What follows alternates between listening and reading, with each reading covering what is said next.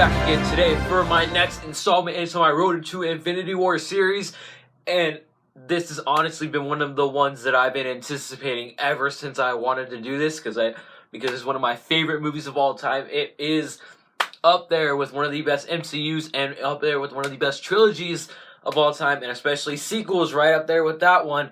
We are talking about Captain America: The Winter Soldier, and dear Lord, what can I say about this movie? It is awesome! It is so good! Like, I'm gonna tell you right now, this is gonna be exactly like my Avengers review, because there really is not anything I can say bad about this movie. I feel like there isn't a single part of this movie that falls flat, and especially when you take into account the guys who were directors on Community, the guys who were directors on so many other countless shows that were comedy shows. Like, cute, get that. And they made this movie, and this movie is so beautiful because not only does it look great, but it also is the first, I want to say, like, one of the first Marvel movies to really break out of its shell of what a Marvel movie typically was, whether it was what you'd think what Iron Man would be, or what Thor, or whatever, or Hulk, whatever. It really broke the mold, especially from it being a Captain America movie. It broke that mold completely out of the water. It really did turn into a 70s like thriller, like political thriller. It really did, and I loved every second of it because and I'll never forget, I believe this is like my worst ever theater experience going to a movie, because I remember I was like in the 5th grade and my teacher had assigned me so much homework, and I knew this movie was coming out, and I was waiting for months upon months, or at that point probably even years. That's when I started waiting that long, and I knew it was coming, and I had like a big packet like that thick full of homework, and I was actually so like immersed in this homework that I had to actually take it into the theater with me. And I was like, up until like we left in the car, like doing it, and then in the theater, like watching the trailers, I was like right here trying. So I was super stressed out, and I was like, okay, the stupid homework is like really irritating the crap out of me. Like, I just want to watch my movie. And then finally, my dad was like, dude, just put it down. Let's watch this movie. And I don't think I've ever had a more pleasant surprise and have more of like a just yes type of feeling when I watched a movie in a while, especially when I saw this movie, because I'm going to say it right now, I think this movie has some of the best action scenes in all of movie history. Because if you're talking about whether it's the opening scene with Captain America, I remember having that just blow my mind.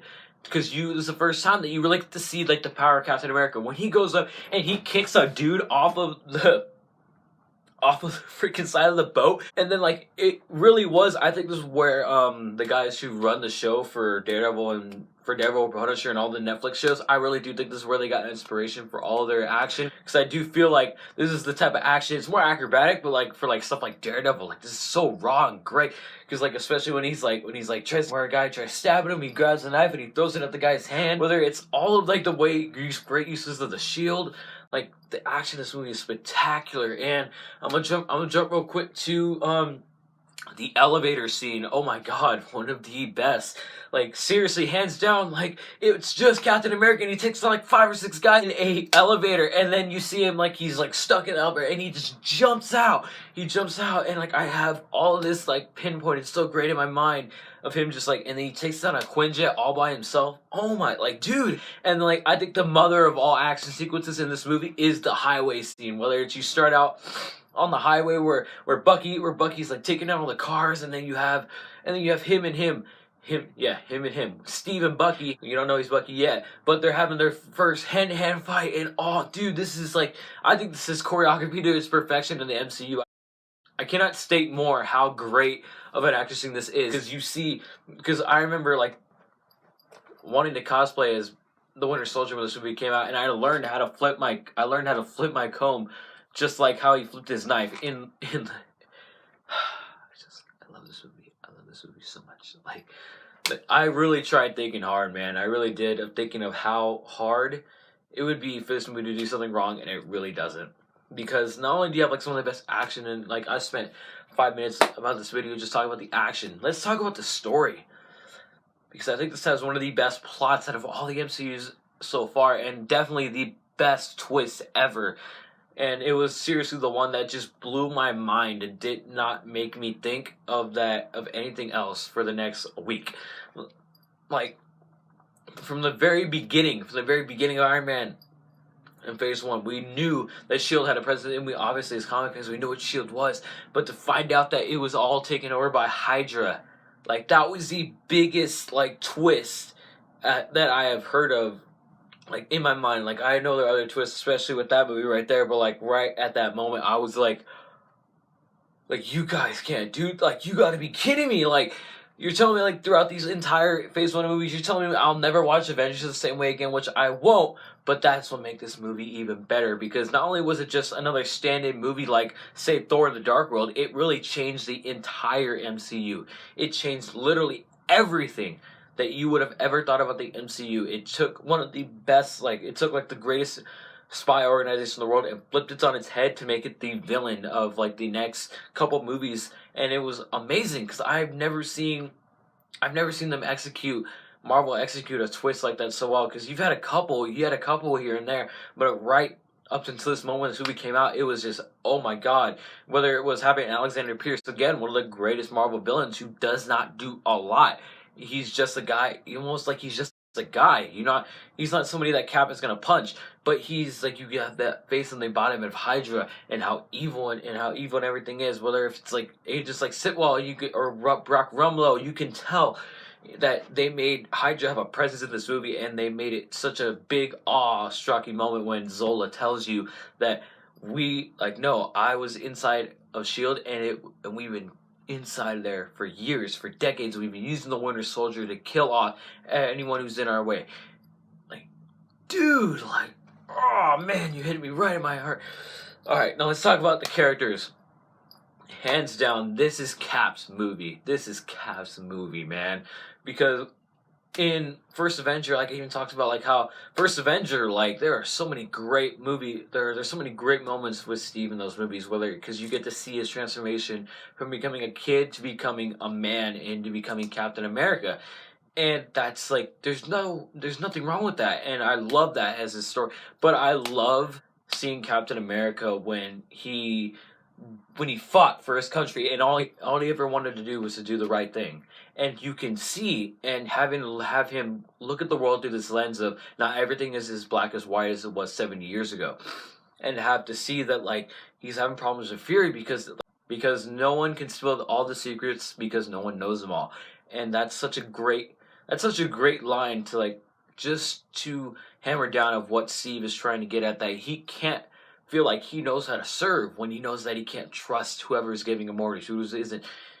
He doesn't know what to really do, and that's such a great moral arc of, like, you have such this morally good character, but what he's trying to do is meddle with such evil, like, he didn't know, but it's meddle with such evil things, but it's also meddle with so many different kinds of things, whether it's lies, whether it's intelligence that he's not allowed to know, whether it's just his own teammates not telling him what mission he's on. And it's so great to see him have to deal with that, and then eventually, like, finding out about Hydra, and then having to go against the very the very organization he devoted himself to.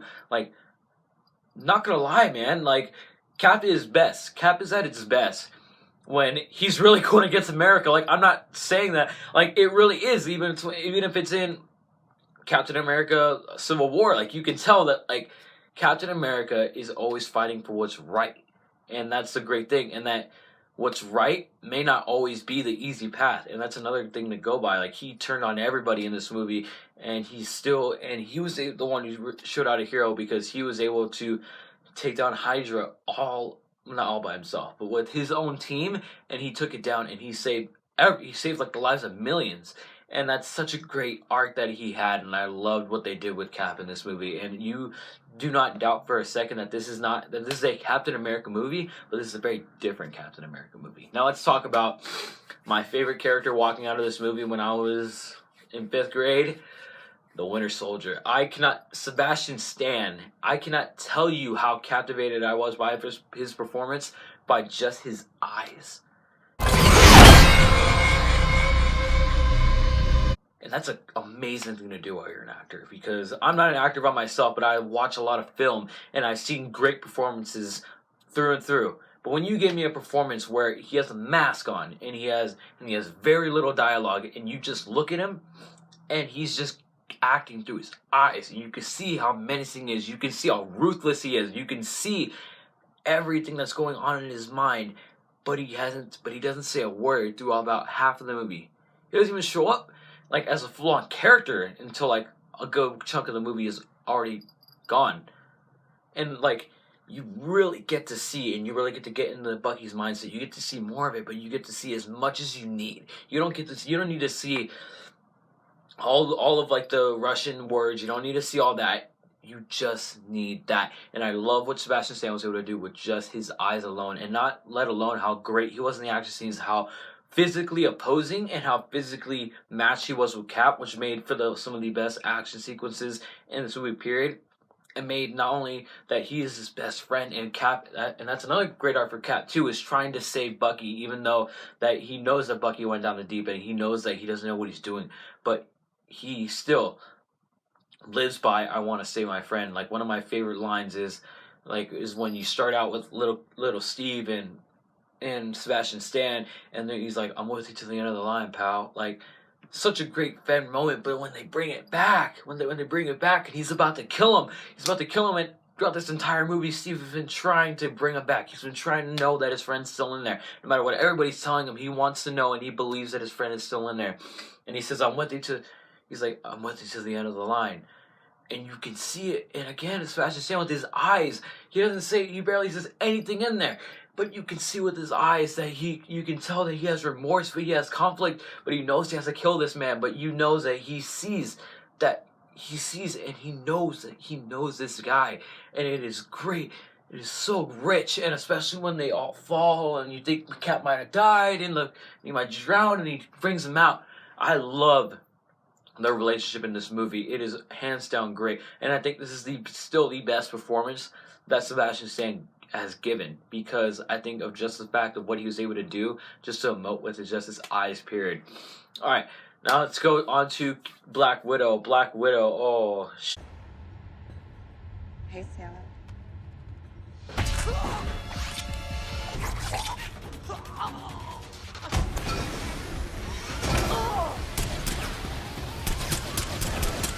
She was awesome in this movie. I cannot say anything else than that.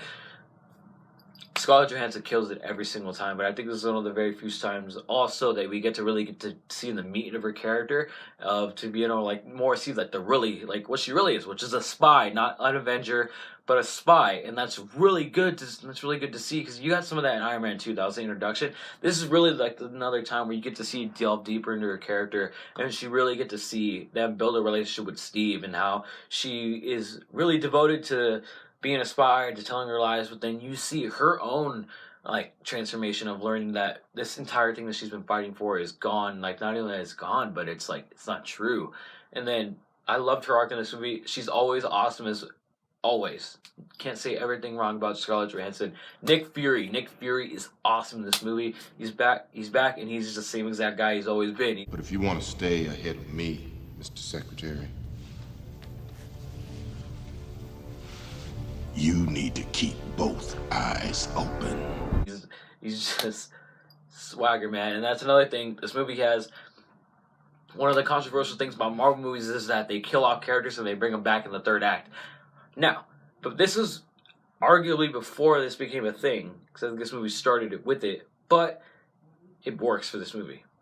Killing Nick Fury, you didn't need it, but it helped bring you weight to the movie. And not only that, it drove the story along, and when he came back, you really felt a sense of we're not hopeless anymore.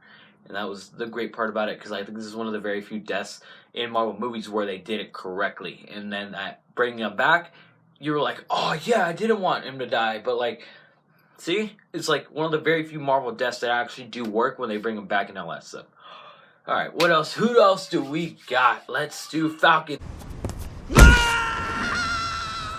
Oh, wait, what about that girl from accounting? Laura? Lillian. Lip piercing, right? Yeah, she's cute. Yeah, I'm not ready for that.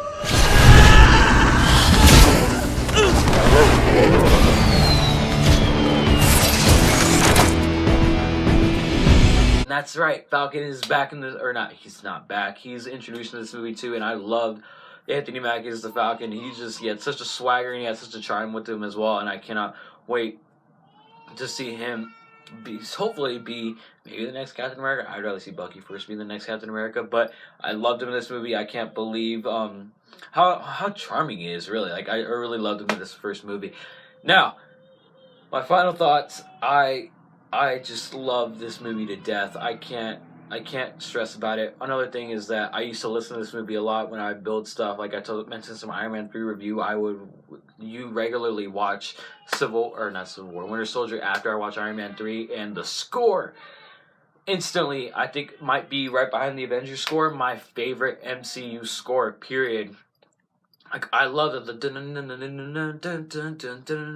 Like, so great. It's so different from any of the other MCU scores because it's got like a spy theme, but you can tell it's still Captain America because they bring the Alan Silvestri score from Captain America into here a little bit. I love what Henry Jackman did. I cannot applaud him enough for what he did for this score because, like, listening to it over and over again, you really get to appreciate how great this score is.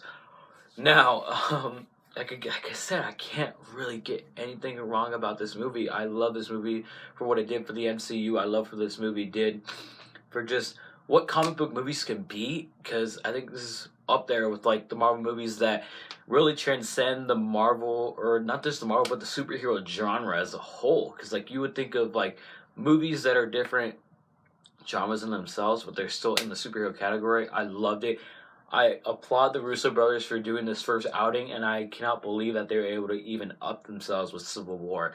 And hopefully please prove all of us wrong and blow our minds with Infinity War. Please, because I trust you guys with all of my heart, because this is one of my favorite movies of all time. Like, seriously, like, even rewatching it, it makes me remind me that, yes, I'm downloading this movie on my phone because I want to rewatch this over and over and over again.